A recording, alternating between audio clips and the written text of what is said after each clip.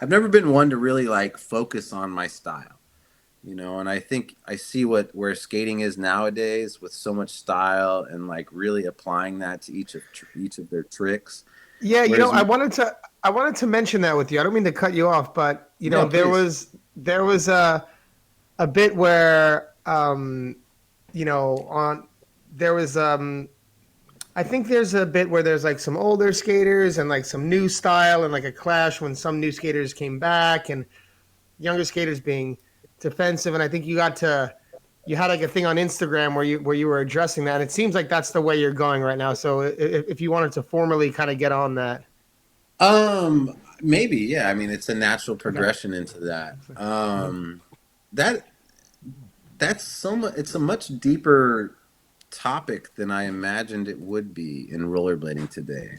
But it surely seems to be the case, and it's understandable because just like history shows us with anything, like nothing really changes. We're always still people, right? We always still have similar emotions, regardless of when the times are and whatever. So I can understand that like skating has its characters as it should and has its difference in style. But what was interesting for me is when I started skating, I just wanted to skate, right? And it was a lot of fun. And I got into this push to I really just did a trick, put the trick online, kind of like exploded into, oh, people like what I do still. That's cool, but I just want to get healthy and start skating again because it was more for like the fact of bringing some mental health in. But right away, like with my skating, I noticed, because I started doing as what people were calling hammers and bigger tricks, but not like the technical things that everybody's doing. There's a lot of technical tricks and on maybe lower things, ledges or curbs or smaller rails. And that doesn't really change at all how difficult the trick is. But still, from a perception standpoint, I think some of the OGs, as you were saying, like some of the older skaters, they really were vibing with what I was doing. And there was this comments that started to layer in of, I'm bringing rollerblading back or the real rollerblading. And then you had like I think I didn't get so many comments from the younger crowd as much to hear the negative from them, but presumably it was easy to consider that if the older people are saying all this and they're kind of coming at it aggressively like that, there's a good chance that even though I'm not hearing it, that the younger crowd or the stylish and the other kinds of skaters nowadays are creating this divided wall as to where maybe I don't like them and I'm doing gangster shit and you guys should skate like me. Now, that's obviously not the case, but I ended up posting one of your good friends, Lewis. I forget what his Instagram thing, Yeah, and Louis it was Corrales. yeah, and it was like a genuine. I think afterwards I looked at it and I could see how it was perceived by some as me calling him out and trying to blow him up in the negative way. But I'm very communicative and I'm not afraid to face things that may be negative. And I think it's better for us to address it. And I'm okay with making mistakes along that process because I have people with strong characters that come in and they set me in a way that they can give me their perspective. And so I think it's okay. I think that's what it's all about. We can't shy down from who we are. It takes us to be who we are to open up that dialogue. So I called him out on a comment he made on your guys' drum street because at that point I had really no idea what's going on with the industry. I just was hearing comments, and he made a comment about like do your big things, like cool, that's cool for you, bro, or something. And to a degree, I was saying I can't help but think like this guy's calling me out for as if, oh, just go do what you do, but I don't necessarily care about it. I'm going to stick in my lane. But it took more for me to really understand. I had a great conversation with Billy. I actually got on a really good conversation, a FaceTime with Yandriel, who's very close to Yandriel, the guy that won the Bashi Pope this year, right? Hmm. Or Yeah. this last year. And he's a really close friend of Lewis's as well. And so we had this I don't know, like an hour and a half long conversation about really what I was looking to see and really what kind of conversation I was hoping to open up. And it was a lot of fun because what people don't know is I posted that about Lewis, but then I ended up with like 30 or 40 conversations in my DMs that lasted a good amount of time talking about where the industry was. So then I got to learn a lot about where people are. And I found out that there really was this divide that was going on between the OGs, as people like to say, and the young crowd in this sport right now, or the people who are finding their place. And so I could see where me coming in as what some would say hot, skating hard, doing stuff, posting, and being myself within it could maybe start to take away shine or some eyes on people that deserve that respect and deserve to be kind of coming up in the game. But in no way is that my intention. I'm just skating the way I like to. And if that's, I think the best thing we could do is bring each other along. And that's actually where, if instead of talking about like the divide, and a formal apology to Lewis if he feels like I did offend him, because I like his skating, I like his style. More than anything, I'm going to say this, not just being nice. There's a certain group of skaters that I've always respected, and it's those who really hold their own and in their character and their style. Billy, you and Austin are those guys. Back when I grew up, I was watching you guys. You guys were always like representative of your character, where you came from, and your style, and you could tell that it was genuinely who you were, right? I came from Wyoming, always just had desire to skate.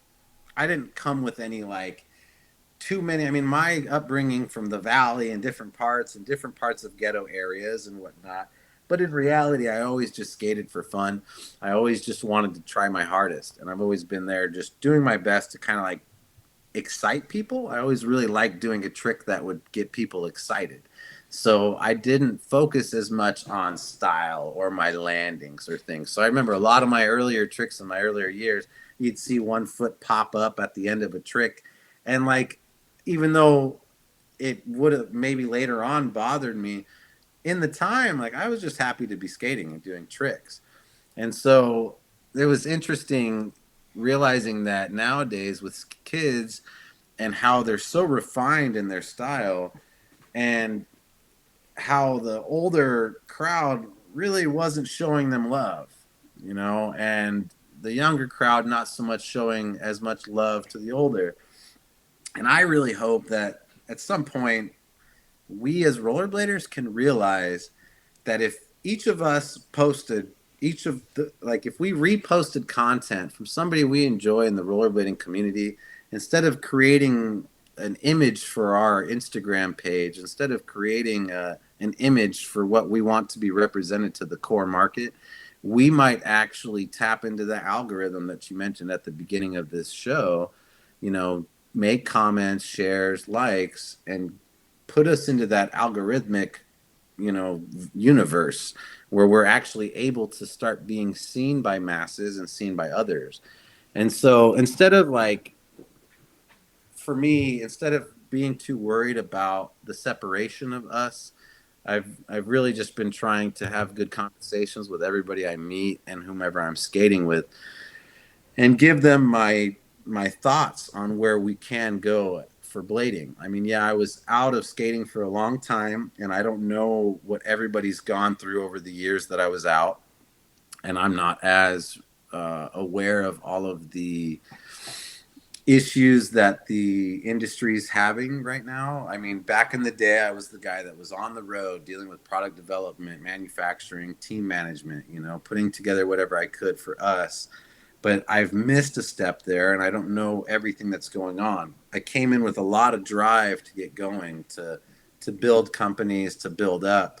And it wasn't it didn't take me long before I realized that there's a lot of people doing things right now and doing things in a good way, and to, instead of like flood the market with what I wanted to do, that it was a good time for me to really just focus on my health and build myself back up to what I wanted to do with my own happiness, and that is skate again, skate hard again. I didn't want to skate and be like, oh, I'm skating again, and just do some tricks and go to the park. I don't really have fun going to skate parks.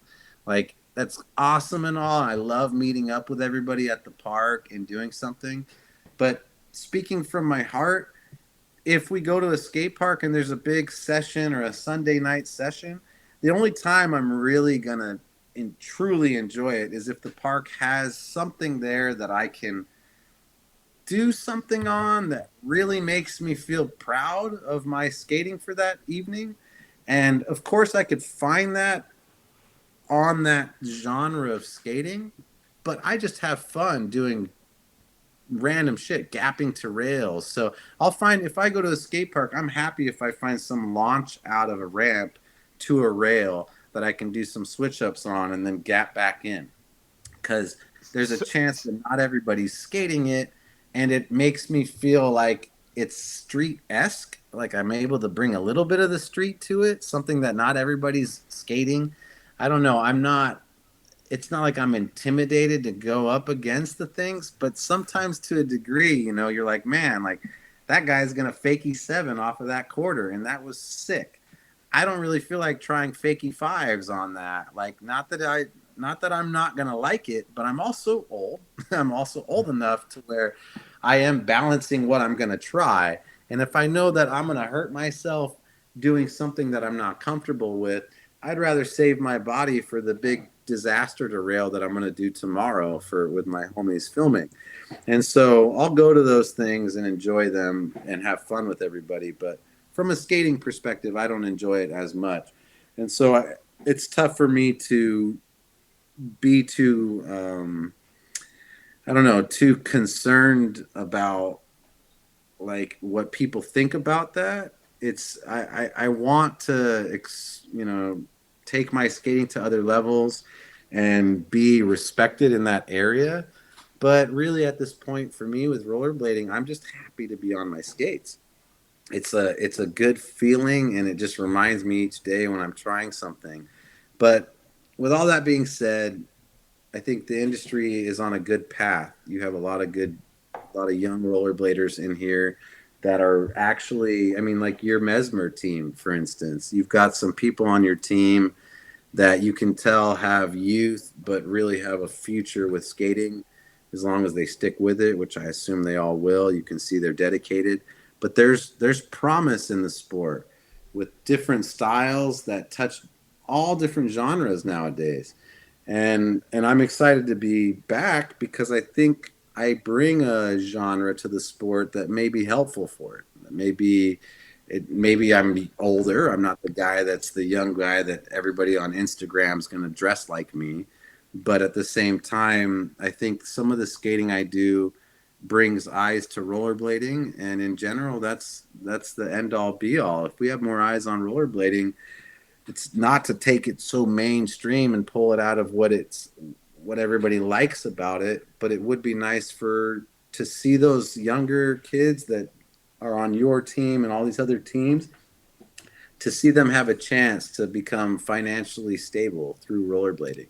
And yeah. so I hope that my skating at this point can help bring a more, sustainable growth to skating in general.